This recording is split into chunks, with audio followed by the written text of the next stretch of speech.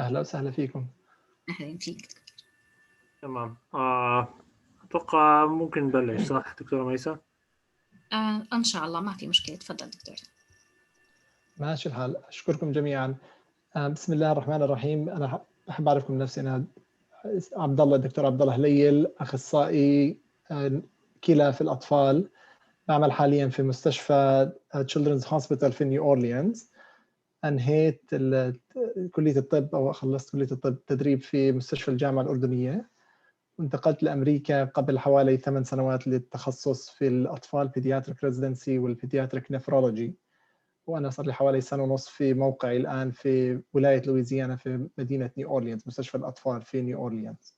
فحبيت أبدأ في موضوع أساسي بيسك له علاقة بالكلى، اللي هو IV Fluid Management. احتمال يعني للمقيمين المور سينيور طبعا هذا راح يكون بتوقع يكون موضوع مارين عليه و they are comfortable and familiar with it، بس حبيت أبدأ بهذا الموضوع.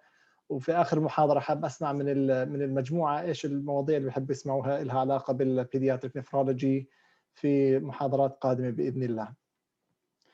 فنبدأ بسم الله في ال objectives of this talk. إن شاء الله راح نركز على موضوعين أساسيين. الأول هو body fluid composition and water homeostasis. So a quick review of renal physiology related to fluid management in the body. بعديها نتكلم عن maintenance IV fluids, the indication of IV fluids, volume, how much we give IV fluids, composition, and how to monitor patients and things to keep in mind for patients that are on IV fluids. اليوم ما راح يسعنا المجال نتكلم عن IV fluids in dehydration أو specific electrolyte abnormalities, hyponatremia, hypernatremia والcolloid solutions. ممكن نتكلم عنها في محاضرات في المستقبل إن شاء الله إذا كان في اهتمام بهذا الموضوع. هنبدأ بالbody fluid composition and water homeostasis. As you know, water is the largest constituent of the human body. أكبر شيء في الجسم، هو مكون في الجسم هو الماء، وهذا بيختلف، كمية الماء تختلف حسب عمر الطفل وحسب جنس الطفل. So there's a difference between males and females and a difference based on age. أكبر نسبة ماء في الجسم هي عند الولادة. فإن early fetal life it's almost 90%. In a term newborn it's around 70%. وبدأ تدريجيا هذه نسبة الماء في الجسم تقل لحد ما تصل في حوالي 12 ل 15 سنة بيصل لحوالي الادلت percentage اللي هي 60% in males و slightly less in females, around 55% in females. Water in the body is found in two main compartments. الأول هو داخل الخلايا intracellular fluid، والثاني اللي هي extracellular fluid خارج الخلايا اللي ممكن يكون داخل intravascular داخل الأوردة والشرايين أو interstitial بين الخلايا. فهذا this diagram just gives an idea of all the fluid that's in the body. So the majority of the fluid, 2/3 of the fluid, is located in the intracellular compartment, and 1/3 is located in the extracellular compartment. And out of that extracellular fluid, 3/4, 75% is interstitial, and 25% is located in the blood vessels.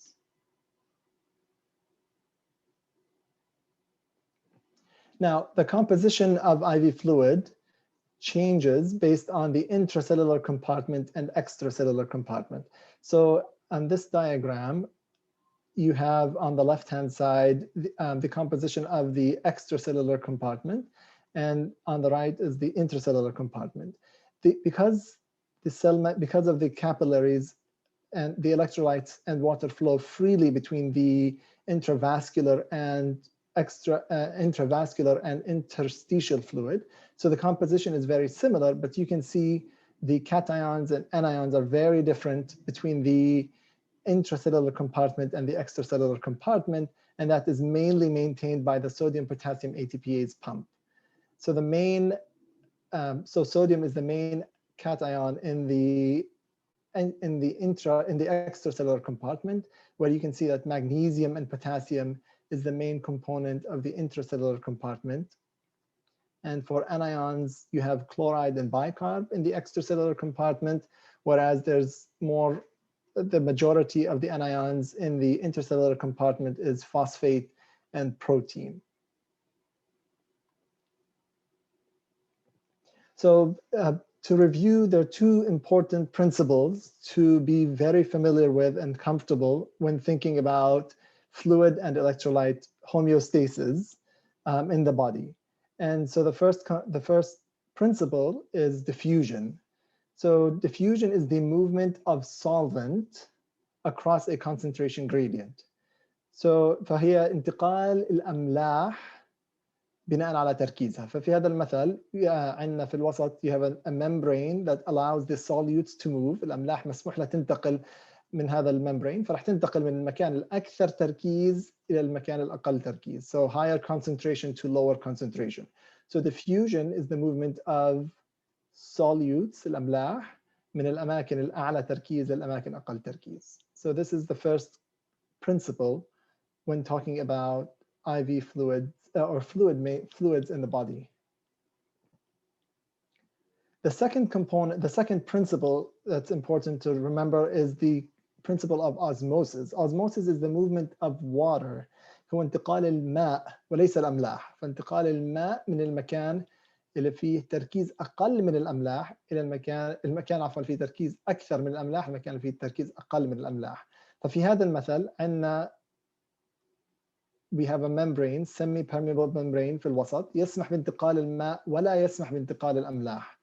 ففي هذه الحالة ينتقل الماء من المكان اللي فيه تركيز أقل من الأملاح، اللي هو بين قوسين ممكن نفكر فيها إنه تركيز أعلى من الماء أو نسبة أعلى من الماء، إلى المكان اللي فيه نسبة أعلى من الأملاح أو نسبة الماء اللي فيه تركيز الماء اللي فيه أقل. فهو انتقال الماء من حجرة إلى أخرى across a membrane عن طريق الغشاء ما بيسمح بانتقال الأملاح. So this is the principle of osmosis.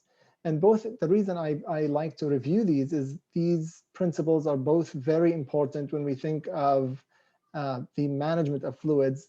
Both of them are found and employed in the body in different circumstances based on how things are going. فعلى سبيل المثال, when I mentioned the extravascular compartment, fluid moves between semi-freely between the extracellular compartment, between the interstitial and the intravascular compartment. It moves between the interstitial compartment and the intravascular compartment by diffusion. بينما the intracellular and extracellular compartment does not allow the solutes to move freely. ما بيسمح بالأملاح تنتقل بسهولة بين intracellular and extracellular. So fluid moves by osmosis to maintain that. واضح هذا المبدأ؟ قبل ما أكمل حاب يعني أتأكد أن هذا المبدأ واضح، وإذا في أي سؤال أو استفسار عليه.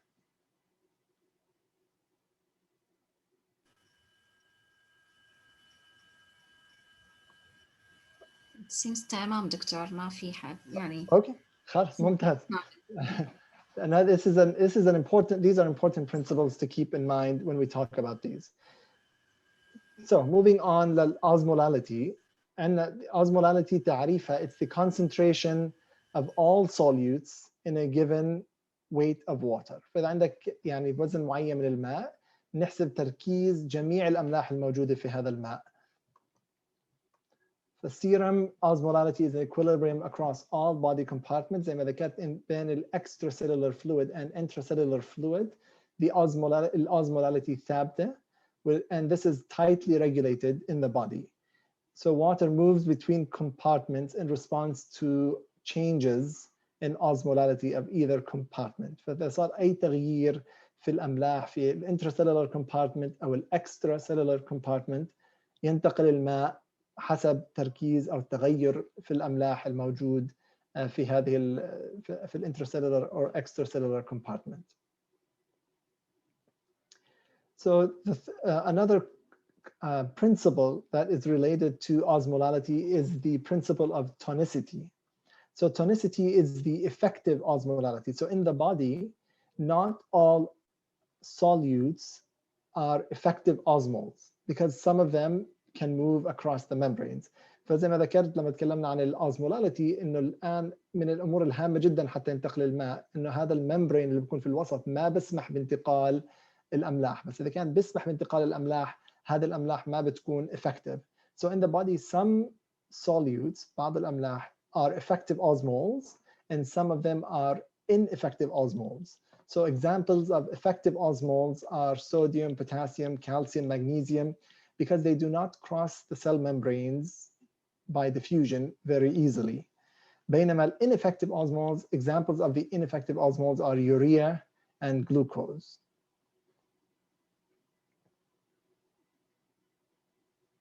So serum osmolality, الآن the major determinants of osmolality in the human body, in the serum, are mainly determined in the extracellular fluid by sodium, glucose, and BUN. They are the three largest molecules that are present in the extracellular compartment, and they determine the serum osmolality. Normally, when we measure it, it's between 285 to 295 milliosmoles per kilogram of water.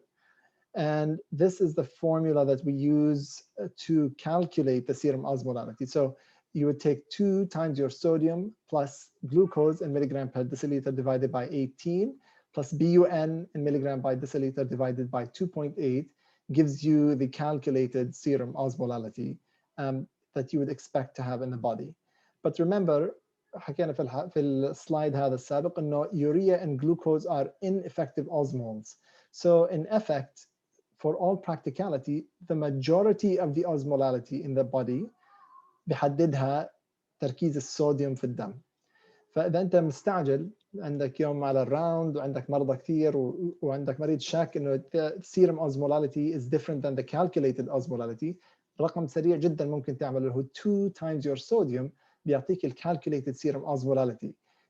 تأثير الجلوكوز وتأثير البي ان is relatively low إلا إذا كان في شيء معين. فمرضى اللي عندهم chronic kidney disease البي ان بيكون عالي جدا، أو المرضى اللي بيكون عندهم DKA أو hyperglycemia ممكن الجلوكوز يكون عالي جدا. في هذه الحالات بيكون تأثير الجلوكوز والبي ان مهم أكثر. بس حتى مع ذلك الصوديوم هو أكبر تأثير. وإذا بناخذ حساب سريع، عادة تركيز الصوديوم في الدم 140 ضرب 2 بيكون 280. فإحنا حكينا إنه النورمال بلازما osmolality 285 إلى 295. ففي معظم الحالات serum sodium is the largest determinant of your osmolality إلا إذا كان في some other pathology going on. فهذا يعني قاعدة سريعة جدا ممكن الواحد يطبقها إذا كان مستعجل على الراوندز أو بده يعني حساب سريع مش متذكر بقية الجلوكوز والبي ان كيف يحولهم. الآن regulation of plasma tonicity. So كيف بنظم الجسم اللي هي plasma tonicity واللي هي قلنا اللي هي the effective osmolality in the body. Any change in plasma tonicity in the body is sensed by osmoreceptors. مستقبلات في الهايبوثالاموس اسمها osmoreceptors. وهذه الأمور بتم they get activated إذا كان في يعني activation of the osmoreceptors. تفعيل هذه الosmoreceptors تؤدي إلى increasing your water intake. يشعر الإنسان بالعطش إذا تفعلت، أو increasing water excretion via antidiuretic hormones. They are extremely sensitive. They respond to even simple alterations. فأي تغيير بسيط في in the tonicity يعني لغاية حتى تغير 1% في البلازما tonicity بيأثر على thirst mechanism وبيأثر على antidiuretic hormone. ففي هذا الرسم you can see that in the body there is increased release of ADH. If there is increase in the blood osmolality, there is release of antidiuretic hormone.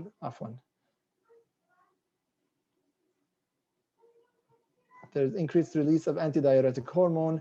بيعيد امتصاص الماء O2 reabsorption فبينزل الأوزمولاليتي in the blood. ونفس الشيء إذا كان في increased osmolality بيشرب الإنسان إذا عطش بيشرب ماء كثير also decreases the osmolality. فهي الطريقة الأساسية لتنظيم البلازما osmolality عن طريق releasing or decreasing the amount of antidiuretic hormone and feeling thirsty or decreasing the amount of water intake to the body helps regulate plasma tonicity.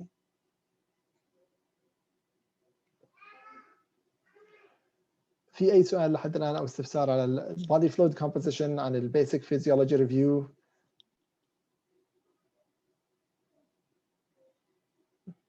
يبدو أن الأمور واضحة، إن شاء الله تكون يعني الأمور واضحة.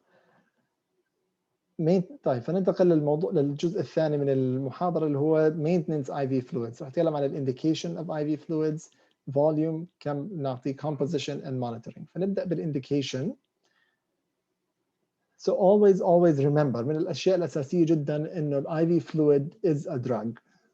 You should always stop and think before giving a patient IV fluid. إذا ما أخذت شيء من المحاضرة غير إنك تذكرت إنه ال IV fluid, you should treat IV fluid as a medication. هذا بيكون يعني إنجاز ممتاز جدا. you have to always think about the indication of IV fluids. Why are you giving IV fluids? The maintenance IV fluids are used to maintain euvolemia, المحافظة على الماء، كمية الماء اللي هي في blood volume in children who cannot be fed enterally. So if they can't get anything through the gut, we are maintaining their euvolemia, and it is used to replace ongoing loss of water and electrolytes to maintain homeostasis. So it's the main components of IV fluids are water, glucose, sodium, potassium, and chloride. There are other things we can add to the IV fluids, but these are the major ones that we usually include for most children on IV fluids.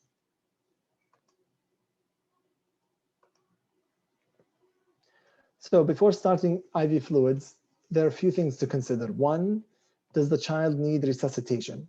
فهذه المحاضرة we are only focusing on maintenance IV fluids, but you will, in real life, you might have a patient that comes to the emergency room or admitted to the floor with dehydration. So they may need to get resuscitation. And number two, on the flip side, في الجهة المقابلة, do I need to restrict the amount of fluid I'm giving this child? Is there a reason to give them less fluid? After you prescribe the IV fluids, always assess for ongoing losses. So if they have some vomiting, they have diarrhea, they have increased insensible losses, all these we will talk about in just a minute, but you have to assess your patient clinically. And remember, maintenance fluids do not provide adequate calories, protein, fat, minerals, or vitamins. So really, a child should not stay on IV fluids for more than a few days of IV fluids alone. Usually we say, around 72 hours, 48 to 72 hours. Anything longer than that, you should be thinking of starting feeds through the gut if they are able to take it, or starting TPN if they are unable to tolerate enteral feedings. So because this does not provide them adequate calories or any other essential components they need to be maintained on. So quantity, how much fluid do we give? So before we talk about the basic rules of how much IV fluids to give, I like to talk about the history of how we came to IV fluid, the amount of IV fluid, because I think it's interesting and tells us how sometimes something simple turns into a practice that everyone uses. So the current rule that we use the majority of time for IV fluids is the holiday cigar method. This was published in 1957, and essentially what Holiday and Cigar did is they looked at the literature at the time and said, what is the basal metabolic rate for children that have no activity, that are not active, they are not moving around? What is their basal metabolic rate? They plotted that on a graph, and then they also estimated from the available literature what is the total amount of energy expenditure with activity. فالخط في الأسفل هو يعني basal metabolic rate، ما في نشاط، بس الأمور الطفل ما بيتحرك مثلا hospitalized or something like that، إيش basal metabolic rate؟ وفي الطفل نشيط وبيتحرك وفي regular activities and everyday life, and they plotted that. وهم جاءوا في they came up with a line that would estimate in between these two how much a regular child, hospitalized, healthy child would need for IV fluids. فهذا الرقم اللي في النص هو يعني بناء على يعني فتشوا على حسابات معينة تكون سهلة عملية وممكن تكون يعني مناسبة لطفل محتاج IV fluids دخل المستشفى ما بين very inactive child and a very active child. بس هذا الخط اللي في النص is not based on studies, large studies or anything like that. This is based on finding a rule that is easy to follow for people. And for the past 60 or 70 years, this is what everyone has been using.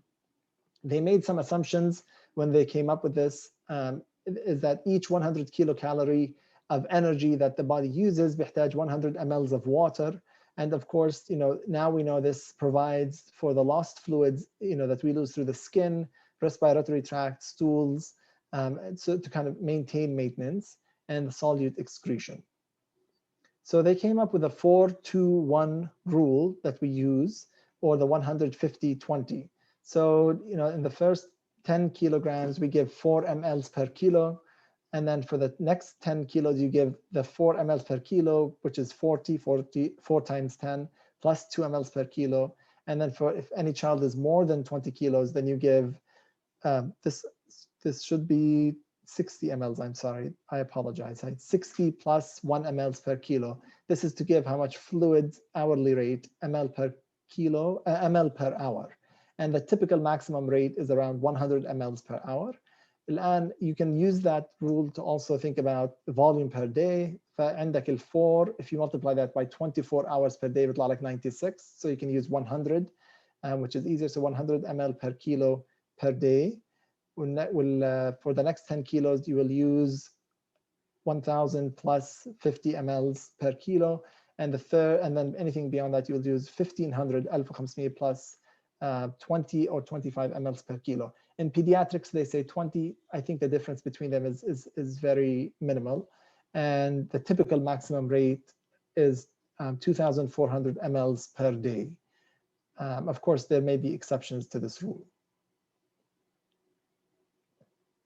So where does the fluid go under normal physiologic conditions? الآن احنا بنعطي 2,400 ml مثلا in an older child, big child, or other maintenance. The fluid that you give per day, في الطفل ما عنده أي استفراغ, ما في أي إسهال, ما في any other losses. Typically 60, it's to maintain, to keep them euvolemic. It's because of losses. معظم الفلويدز هاي, معظم السوائل مفقودة في البول. 60% is in urine. 35% is insensible loss, which comes from the skin and from breathing, or 5% is stool. And it's important to remember these things because in patients that have some abnormality, then you can think about their maintenance IV fluids if that needs to change. فعلى سبيل المثال في مرضى اللي عندهم مثلا on dialysis, they have no urine output.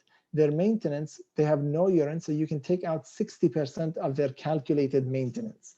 فإذا أنت حسبت الطفل محتاج مثلا 1000 ml 1000 ملي من السوائل في 24 ساعة, but they are making no urine, you can take out their 60%. فالآن بيحتاج هم فعليا for maintenance they will need 1/3 of maintenance اللي هي راح تكون حوالي 350 أو 400 ml. If another child عنده مثلا diarrhea, then the stool losses will be more than 5%. So you have to go up on their IV fluid rate. And in children that have increased insensible losses, you have to adjust based on what's going on with them. But so this is a nice table أيضا موجود في Nelson's Essentials of Pediatrics that talks, is a nice reminder of when you need to adjust maintenance fluid. You have increased water losses في الطفل الموجود في مثلا newborn baby under the warmer أو بياخذ phototherapy. If a child comes in, they have fever, there's increased insensible losses, sweat and burn patients. طبعا في التكبنية, there's increased insensible losses, diarrhea, vomiting, أو the طفل عنده NG tube with suction, that increased GI losses.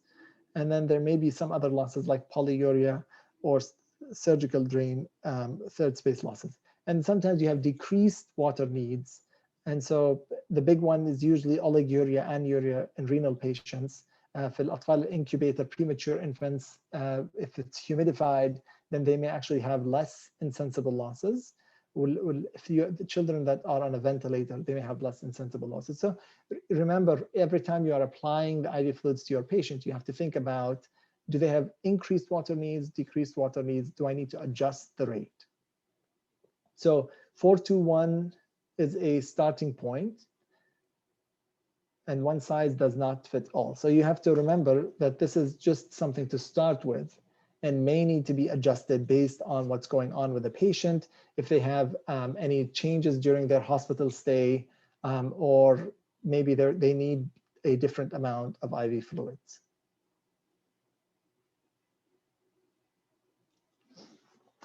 All right. ننتقل للcomposition, الcomponents. What is the composition؟ فتكلمنا أول شيء عن الانديكيشنز، ليش بنعطي الاي في فلويدز والمينتنس اي في فلويدز، تكلمنا عن كيفية حساب كمية الاي في فلويدز، والآن بعد ما حسبت الكمية the volume بدنا نتكلم عن ايش بدك تحط الاي في فلويدز. What are you going to order in your IV fluids؟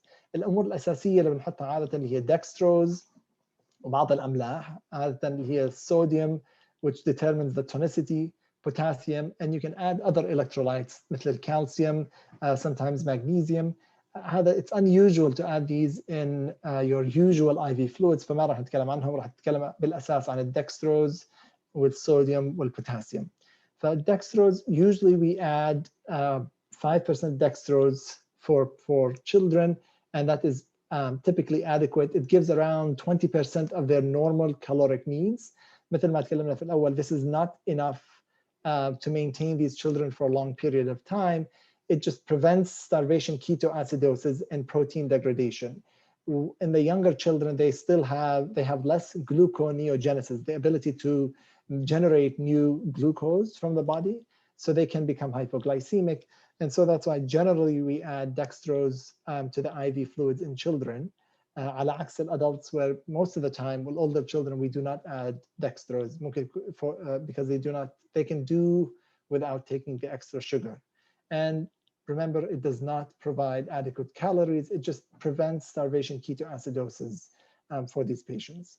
Some patients may need more than 5%, but that in the metabolic disorders, they may need more dextrose in that. But most healthy children will do well with 5%. And the second electrolyte, the major one that we add, is sodium.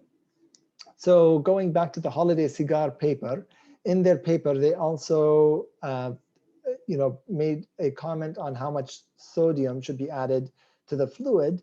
And their calculation was actually, they had no studies done at the time. What they did was they looked at children. They said, children less than 1 or 2 years of age, they take mainly cow's milk or human milk. So surely the sodium in that milk, the cow's milk or human milk, is how much maintenance sodium a child needs. But بناء عليها, they went back and they measured how much sodium is in the amount of sodium is in cow's milk and human's milk, and said this must be the maintenance sodium for a child. And based on that, we got that a maintenance sodium is 2 to 3 milliequivalents of sodium per kilogram, or 3 milliequivalents, but they determined 3 milliequivalents per 100 kilocalories metabolized. And for the past 60 years, hypotonics have been the standard based on that study, Holiday Cigar study in 1957.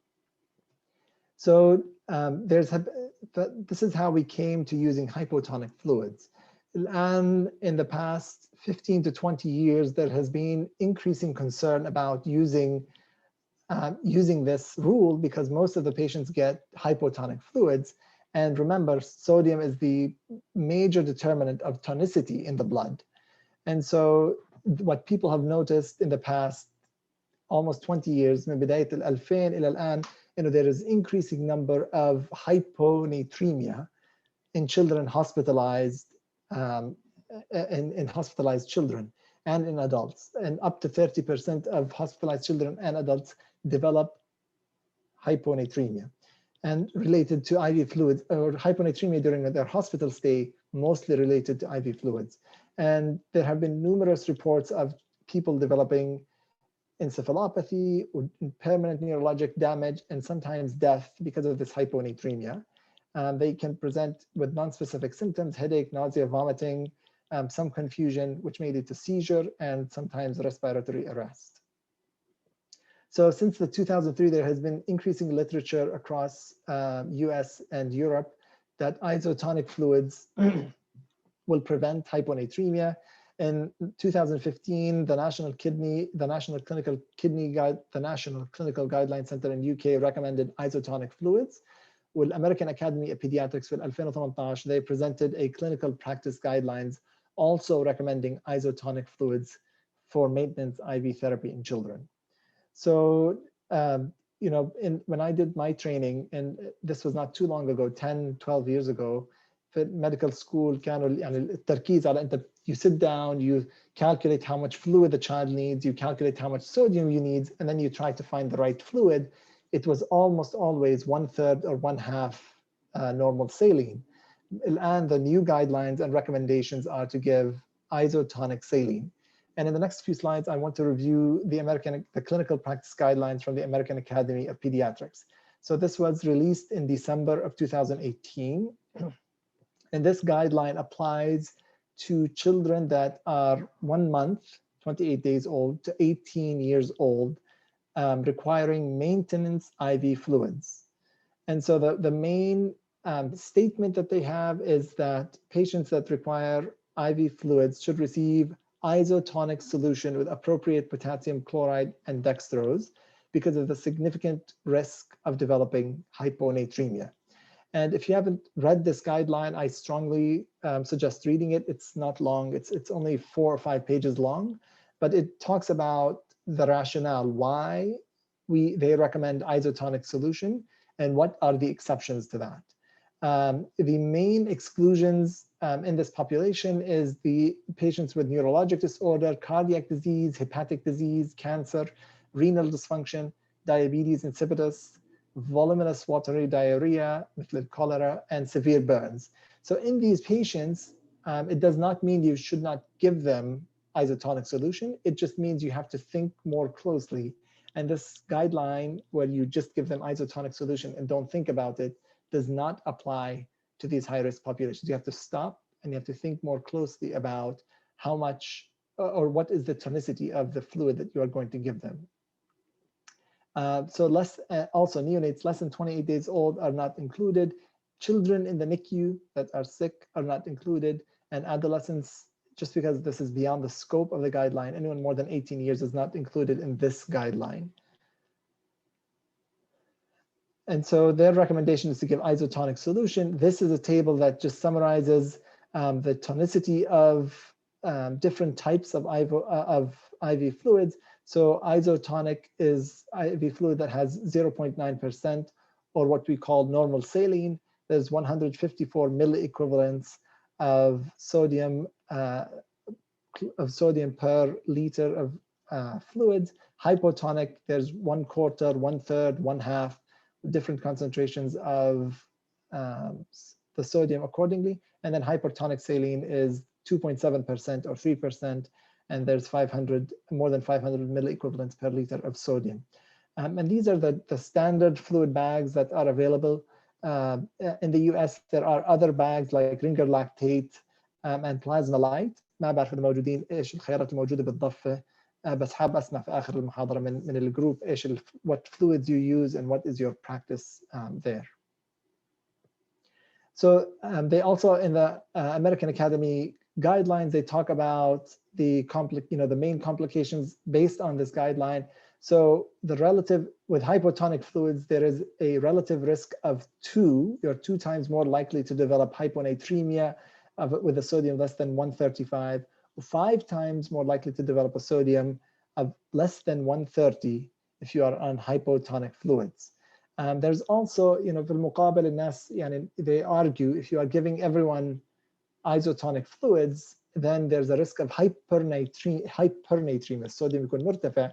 And the risk is really unclear at this point. There have been case reports of hypernatremia. Recent meta-analysis, the risk ratio was 1.24. So slightly increased risk of hypernatremia. And the other concern with giving isotonic fluid is there's a risk of fluid overload, hypertension, and possibly metabolic acidosis. There's still ongoing studies to determine what the risk is and what the best IV fluid, what the best choice will be moving forward in the future. So I like to give this upcoming example just to highlight that you should think, we said you should stop and think when you're giving IV fluids because you are giving the patient a medication, even though we don't always think about it as a medication. And in this example, if you have a 10-kilo infant, you are giving them 40 mLs per hour of normal saline for 24 hours, then you're going to give them 1 liter of IV fluids. And that's a significant amount of sodium in that. So على سبيل المثال, if you look at the amount of sodium for potato chips, for Lay's chips or something, it's the same as giving them 20 bags of potato chips, the amount of sodium that you can find in 20 bags of potato chips, which is a very large amount of sodium. So you have to keep this in mind when you're giving fluids to these patients, because it does affect, it can have other effects on these children.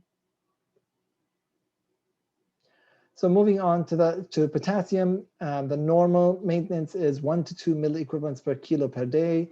Remember, serum potassium does not necessarily reflect total body potassium content.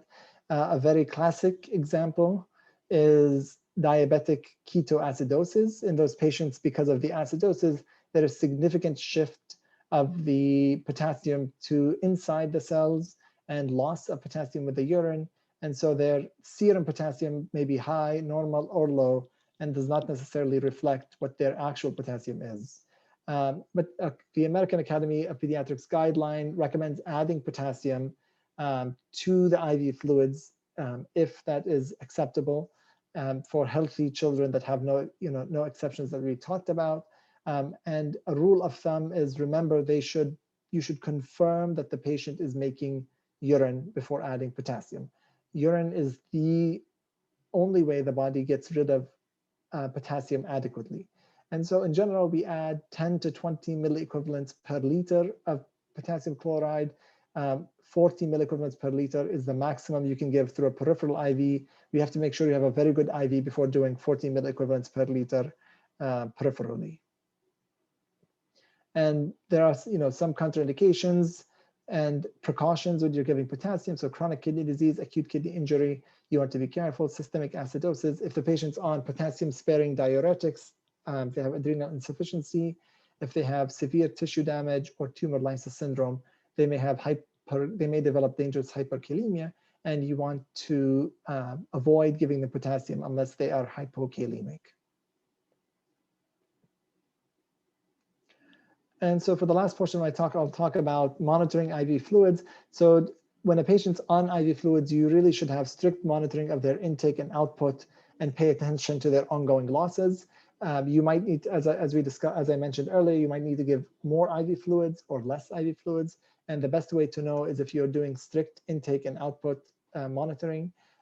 Daily weight is also helpful. Sometimes you might even need to do it twice a day if you're very concerned. It's another way of checking what their actual volume status is, because on a day-to-day basis, the biggest change is usually related to weight, not actual weight loss. Systemic signs of fluid retention and symptoms of fluid retention. So examine your patient, look for peripheral edema, pulmonary edema, if their blood pressure is going up and increased weight. And then labs. So labs, they're helpful to look to keep an eye on the sodium and potassium. Those are the biggest changes that you might see.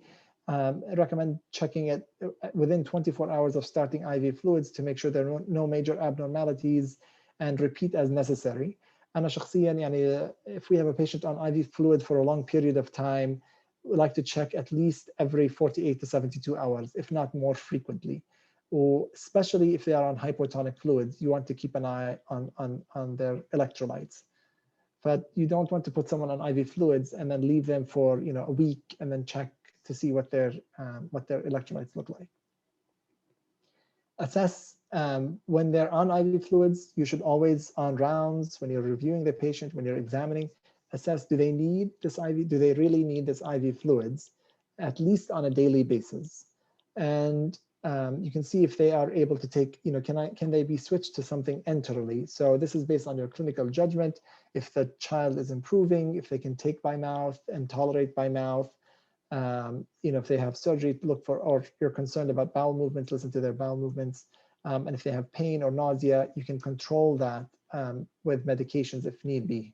And then consider alternative regimens for patients receiving maintenance IV fluids more than 96 hours. So, when they're coming to 72 to 96 hours, بعد 3 إلى 4 أيام, you really should have a good plan. Either you are switching to TPN or you are switching them to enteral feeds. Really more than 72, maximum 96 hours, my recommendation would be you have to switch to something different. So in summary, IV fluid is a drug. Maintenance IV fluid is, in healthy children, is really your insensible water loss, زائد urine output. 4-2-1 rule is an excellent starting point, but remember, one size does not fit all. You might have to change how much you give. Maintenance IV fluid composition for the American Academy of Pediatrics and UK guidelines suggest or recommend giving isotonic fluids for all children 1 month to 18 years of age. But there are excluded populations. So keep that in mind, that there are some patients this does not apply to. Hospital-acquired hyponatremia is a serious complication of IV fluid therapy. And when you are prescribing IV fluids, assess your patients, monitor them, and adjust your prescription accordingly.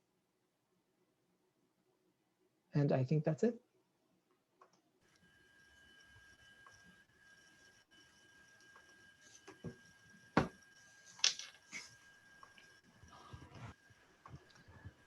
فأنا بحب أسمع من الجروب أولاً what's the practice حالياً عندكم ال IV fluids? Has that do people use more hypotonic ولا isotonic fluid؟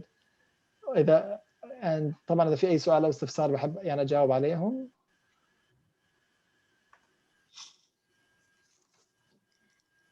هو دكتور عبد الله شكرا كثير للمحاضره. هلا احنا بالنسبه للجايد لاينز نيو جايد لاينز في ال using maintenance IV fluid بدينا نطبقها. واحنا عاده الريجولار كيسز والسمبل كيسز we use normal saline and follow up the patient. معظم الحالات اللي بنشوفها هي حالات لها complicated cases. We are a referral hospital, فمعظمها nephrologic patient, cancer patient, ICU patient. فبالتالي بنتعامل مع حالات complicated بتكون need more monitors, ممكن more can be more نكون أكثر حذرين في الكالكوليشن للفلويدز والإلكترولايتس. عندنا بالنسبة للتايبس اوف فلويد موجود عندنا احنا السلاين وفي عندنا الهاف سلاين وموجود كمان البوينت 18 بوينت 2 sometimes بيكون available. وكان لما يكون في براكتس إن نحسب إنه dextrose طبعا D5 D20 available وهايبرتونيك saline and we prepare 30% hypertonic saline. تمام. بس معظم الحالات actually they are complicated, they have electrolyte imbalance. we have حتى resident عندنا كتير بتعامل مع حالات النفرولوجي. احنا دكتور سامي البحر هو our nephrologist. واحنا ريفيرال نعتبر بمستشفى عندنا للبيدياتريك دايليسيس او لا ممتاز. فانا هذا نقطه مهمه جدا بحب اعيد التركيز عليها، انه هذا الناس احيانا بتقرا الجايد لاينز وبعدين بتاخذ كانه كلام منزل، فبصبح تغيير الناس بناء عليه. These are healthy children. مثلا مريض جاي NPO for a procedure or surgery أو child مثلا عنده some gastro, you're waiting for them to get better. These are where the guidelines really apply. You have to be very, very thoughtful in patients that have other sicknesses. وهي غالبية الحالات اللي بشوفوها الناس في ال tertiary hospital referral center. لحد الآن معظم النفرologists they prefer to use half normal saline because giving more saline leads to hypertension, giving more saline leads to fluid retention. So we are much more careful in patients مثلا in nephrology because of that. So you have to definitely be careful. It's good to, I cannot stress that point enough. يعني انه احيانا في المستشفى مثل مستشفى النجاح اللي هو tertiary center you have complicated patients يعني you cannot start normal saline on everyone من دون تفكير. الشيء الثاني I did not go into يعني كنت حاطط سلايد حقيقة وشلتها اللي هي في يعني تركيبات من الاي في فلويدز في امريكا موجوده ستاندرد في some studies on using it. فمنها مثلا واحد معروف جدا اسمه رينجر لاكتيت. هذا الاي في فلويدز في كميه الصوديوم اللي فيه اقل 130 بدل 150 per liter وفي potassium small amount of potassium 4 milli equivalents per liter وفي calcium ولاكتيت. People are using this more for surgery because of the type of losses. There are some studies عليه وعلى غيره using them in patients with, for example, sepsis when they present to the ED and other places. طبعا هذه الأنواع من special types of fluids غير موجودة في كل مكان. ف I think it's going to be some time before it becomes a standard, if it becomes a standard.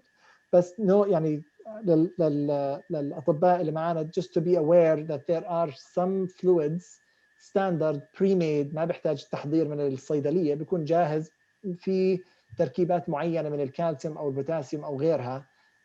في الآن بعض الدراسات على إنه should we be even rethinking how we give fluids لأنه زي ما يعني تكلمنا في المحاضرة هي بناء على دراسات في الخمسينات والستينات والناس يعني أخذوها كأنها يعني كلام منزل وما تغير في آخر 50 أو 60 سنة.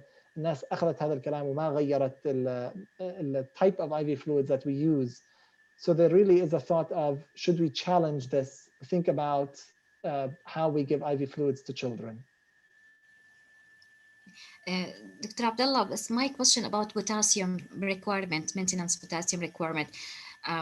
Is it safe to calculate it as per kg even for children who are more than 10 kilo? Because it's usually we calculate it as maintenance potassium requirement here, 1 to 2 milli equivalent for each 100 ml maintenance. This would be the same for children who are less than 10 kg, yani per kg or per maintenance. But what about for children who are about 30 kg? We are duplicating the amount. So يعني الجنرال رول اللي هو what you mentioned absolutely اللي هي الأفضل إنك to do 10 to 20 milli equivalents per liter أو 1 to 2 milli equivalents per 100 ml. Yes, absolutely. هو الأسهل and it's the safer concentration.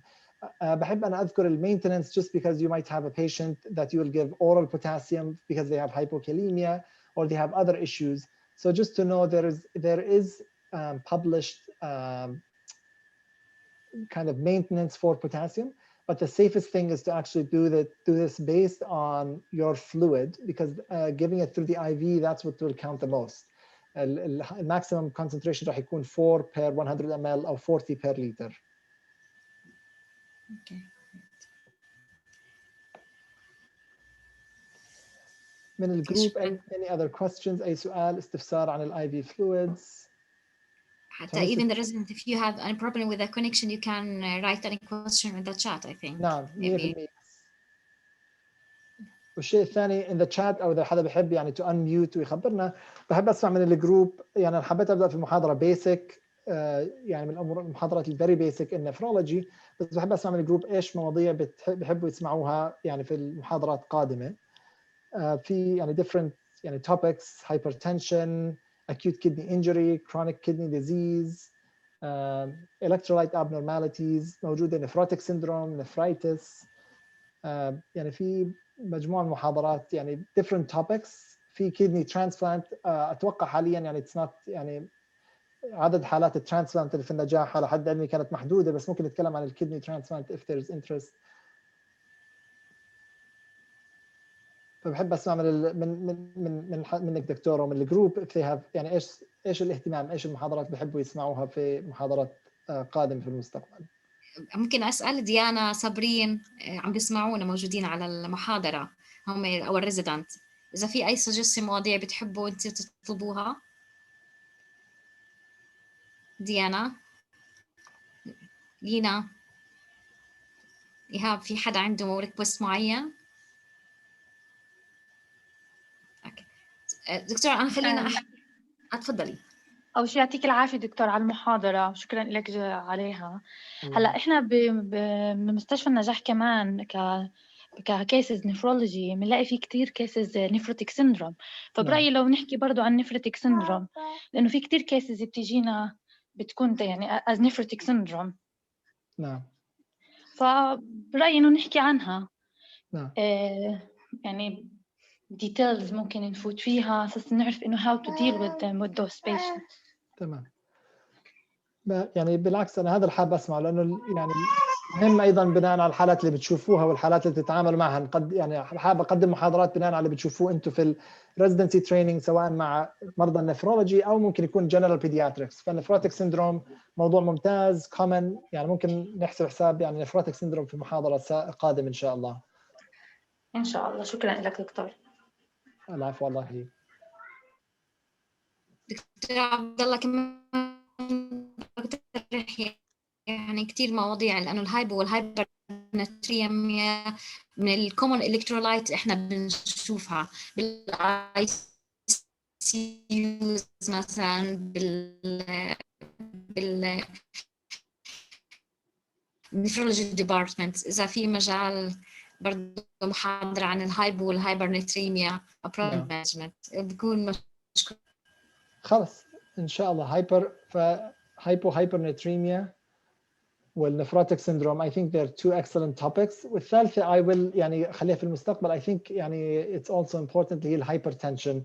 ممكن إذا ما في أي اقتراح ثالث ممكن نحسب حساب نبدأ بهذول الثلاث مواضيع وبناء عليها طبعا ممكن نغير. فالمحاضرة القادمة ممكن نتكلم نحسب حساب على النفروتيك سيندروم إن شاء الله رب العالمين. واللي بعديها ممكن نعمل اللي هي electrolyte abnormalities mainly hyper and hyponatremia وmanagement of hyper and hyponatremia. واذا في اقتراحات بعديها او تغيير انا حاضر ان شاء الله. او ممكن الهايبرتنشن also يعني عاده يعني في لها اهميه في البيدياتريكس، ممكن اذا في اهتمام نعطي هايبرتنشن as well.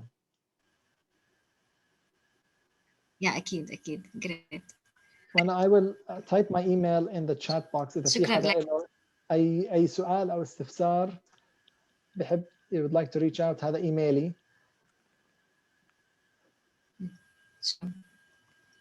اوكي. We'll see you in future lectures إن شاء الله. Thank you. شكرا دكتور. العفو، حياكم الله. اوكي شكرا جزيلا. العفو، أهلا بكم. Thank you.